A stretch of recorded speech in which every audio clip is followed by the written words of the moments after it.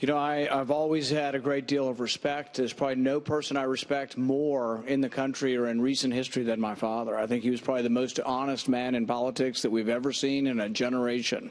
And so in no way have I ever said that I don't embrace my father or love my father or appreciate everything that he's done for the country. I think what's interesting about where that liberty vote goes that my father brought to the Republican Party is I don't think they're necessarily going to go for Ted. You know, Ted didn't show up. We had an audit the Fed vote, which was the biggest thing my dad had been advocating for 30 years. Ted didn't have time to show up. He was the only Republican that didn't show up for it. And so I think that really that vote is going to stay in the Paul household. I think more of it's coming and it's going to grow. The NSA is another big issue. Ted said he was for NSA reform. But then he told Marco Rubio, oh, no, I voted for the bill because I'm for the government collecting 100% of your cell phone records. I don't think Ted can have it both ways.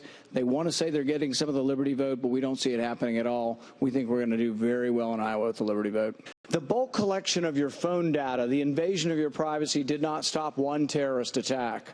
I don't think you have to give up your liberty for a false sense of security. When we look at this bulk collection, the court has looked at this. Even the court declared it to be illegal. If we want to collect the records of terrorists, let's do it the old-fashioned way. Let's use the Fourth Amendment. Let's put a name on a warrant. Let's ask a judge for it. Let's respect the history of our country. John Adams said that we fought the war for independence because we wanted to fight against generalized warrants. Let's don't forget that. The issue in Syria is a very important one, and it's one we need to get right. The question is, should we be bombing both sides of the war? Some want to topple Assad. In fact, they want to bomb ISIS and Assad simultaneously. I think that's a really, really bad idea. In fact, I've said for several years that arming the allies of ISIS will make the situation worse. That what we really need to do is defeat ISIS, but if you defeat Assad, what you will wind up with is a larger and more powerful ISIS that occupies that space. You may well see an ISIS that takes over all of Syria. Should have more scrutiny on those who are coming as students, those who are coming as immigrants, those who are coming as refugees, because we had 2 refugees come to my town in Bowling Green and try to attack us. Marco opposed this because they made a deal. He made a deal with Chuck Schumer that he would oppose any conservative amendments. And I think that's a mistake. And I just don't think Marco can have it both ways. You can't be in favor of defending us against Islam, radical Islam, if you're not for border security. You know, I've supported legislation to allow body cameras. I've been to Ferguson. I've been trying to look for solutions to our criminal justice problem. One thing I discovered in Ferguson was that a third of the budget for the city of Ferguson was being reaped by civil fines. People were just being fined to death. Now, you and I and many of the people in this audience, if we get a $100 fine, we can survive it. If you're living on the edge of poverty, you get a $100 fine or your car towed, a lot of times you lose your job. I also think the war on drugs has disproportionately affected our African-American community, and what we need to do is make sure that the war on drugs is equal protection under the law and that we don't unfairly incarcerate another generation of young African-American males. In Ferguson, for every 100 African-American women, there are only 60 African-American men. Drug use is about equal between white and black, but our prisons, 3 out of 4 people in prison are black or brown. I think something has to change. I think it's a big thing that our party needs to be part of, and I've been a leader in Congress on trying to bring about criminal justice reform. Senator Paul, thank you. Aaron, I saw the debate. I saw Ted Cruz say, we'll take citizenship off the table, and then the bill will pass, and I'm for the bill. The bill would involve legalization.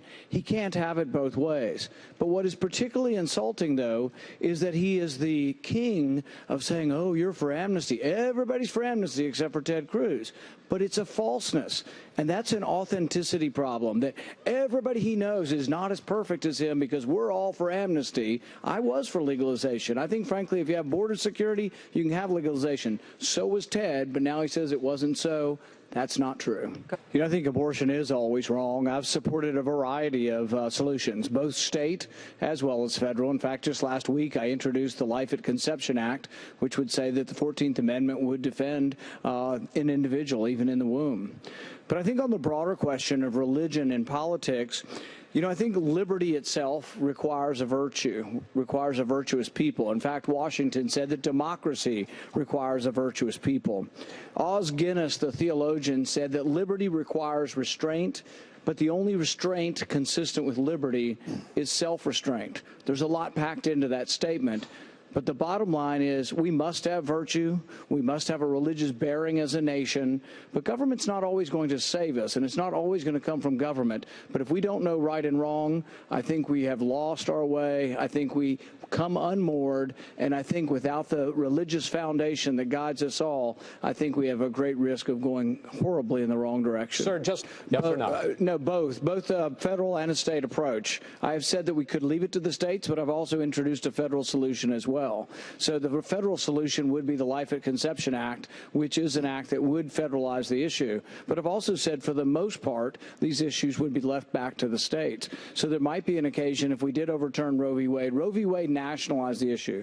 If you actually had the court reverse Roe v. Wade, it would become a state issue once again. I think it would be better the less abortions we have. So the more states that we had that made abortion illegal, the better as far as trying to save and preserve lives. Thank you, sir.